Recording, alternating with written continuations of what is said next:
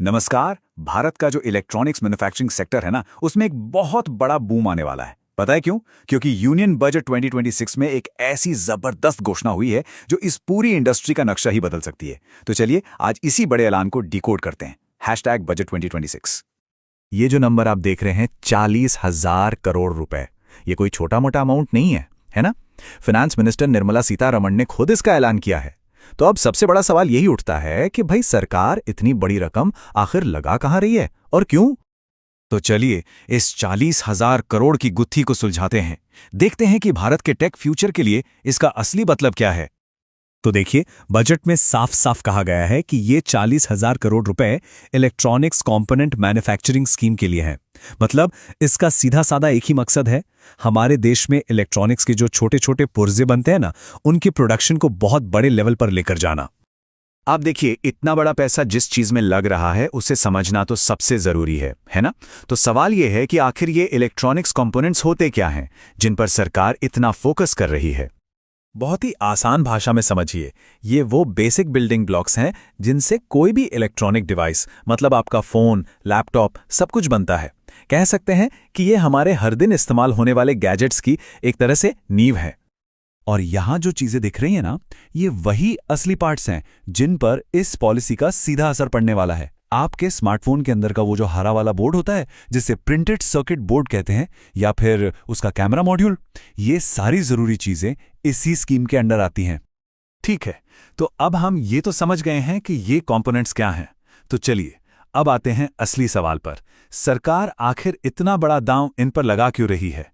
इसके पीछे की बड़ी पिक्चर, बड़ी स्ट्रैटेजी क्या है? देखिए, ये सरकार की एक मल्टी डायमेंशनल स्ट्रैटेजी है। पहला, अपने देश में ही मैन्युफैक्चरिंग को मजबूत करना। दूसरा, भारत की अपनी सप्लाई चेन तैयार करना। तीसरा, बाहर से आने वाले सामान, मतलब इंपोर्ट्स पर डिपेंडेंसी कम करना। और चौथा, दुनिया के मार्केट में कॉम्पिटिटिव बनना। कुल मिलाकर मकसद सिर्फ प्रोडक्शन बढ़ाना नहीं है, बल्कि एक ऐसा आत्मनिर्भर इकोसिस्टम खड़ा करना है जो इंडिया को एक ग्लोबल टेक पावर बनाए। तो समझने वाली बात यह है कि यह स्कीम कोई अकेली नहीं चल रही। ये सरकार के जो बड़े विजन्स हैं, मेक इन इंडिया और आत्मनिर्भर भारत, ये उसी का एक बहुत जरूरी हिस्सा है।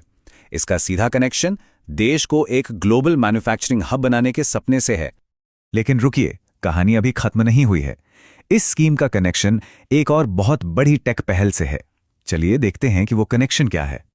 ये जो 40,000 करोड़ का फंड है ना, ये असल में इंडिया सेमीकंडक्टर मिशन 2.0 से बहुत करीब से जुड़ा हुआ है। सरकार इन दोनों को अलग अलग प्रोजेक्ट्स की तरह नहीं, बल्कि एक ही सिक्के के दो पहलू मान के चल रही है। इसको ऐसे समझिए, ये दोनों चीजें एक दूसरे के बिना अधूरी हैं। अगर सेमीकंडक्टर यानी कि चिप किसी भी डिवाइस का दिमाग है, तो ये जो इलेक्ट्रॉनिक्स कंपोनेंट्स हैं वो उसका शरीर हैं, जो उस दिमाग को अपनी जगह पर रखते हैं और उसे बाकी हिस्सों से जोड़ते हैं। मतलब एक पूरा फंक्शनल प्रोडक्ट बनाने के लिए आपको दिमाग भी चाहिए और शरीर भी। तो ये तो हो गई बड़ी पिक्चर। लेकिन अब सवाल ये है कि आगे क्या? इस ऐलान के बाद अब असल में होगा क्या? देखिए, ये समझना जरूरी है कि बजट में जो हुआ है वो एक हाई लेवल पॉलिसी अनाउंसमेंट है। मतलब सरकार ने डायरेक्शन और पैसा दोनों तय कर दिए हैं। अब इसकी जो बारीकियां हैं, जैसे कि ये स्कीम लागू कैसे होगी, कौन कौन सी कंपनियां इसके लिए अप्लाई कर सकती हैं और दूसरे नियम और शर्तें क्या होंगी, इन सब की पूरी डिटेल्ड जानकारी सरकार आगे नोटिफिकेशंस के जरिए जारी करेगी। तो चलिए अब तक की सारी बातचीत को फटाफट समेट लेते हैं। इस बड़ी बजट अनाउंसमेंट के मेन पॉइंट्स क्या हैं? तो मोटी मोटी बात यह है, 40,000 करोड़ का फंड इलेक्ट्रॉनिक्स कंपोनेंट मैन्युफैक्चरिंग के लिए। फोकस पूरी तरह से देश में प्रोडक्शन बढ़ाने पर है। इससे हमारी अपनी सप्लाई चेन मजबूत होगी और ये पूरे सेमीकंडक्टर इकोसिस्टम को भी सपोर्ट करेगा। कुल मिलाकर ये एक लॉन्ग टर्म मैन्युफैक्चरिंग ग्रोथ का प्लान है। ये एक ऐसा कदम है जो आने वाले सालों में देश के इंडस्ट्रियल डेवलपमेंट को एक नई दिशा दे सकता है। और जाते जाते मैं आपके लिए एक सवाल छोड़ जाता हूं। जरा सोचिए, अगर एक देश चिप बनाने से लेकर पूरा फोन असेंबल करने तक, मतलब पूरी की पूरी इलेक्ट्रॉनिक्स वैल्यू चेन अपने ही देश में बना ले, तो लॉन्ग टर्म में उसकी इकोनॉमी और दुनिया में उसकी हैसियत पर इसका क्या असर पड़ेगा? रिस्क सिर्फ मार्केट में होता है, प्लानिंग में नहीं। DGN कैपिटल मैनेजमेंट के साथ स्टॉक मार्केट, म्यूचुअल फंड और insurance. AMFI IRDAI certified. Your success our priority.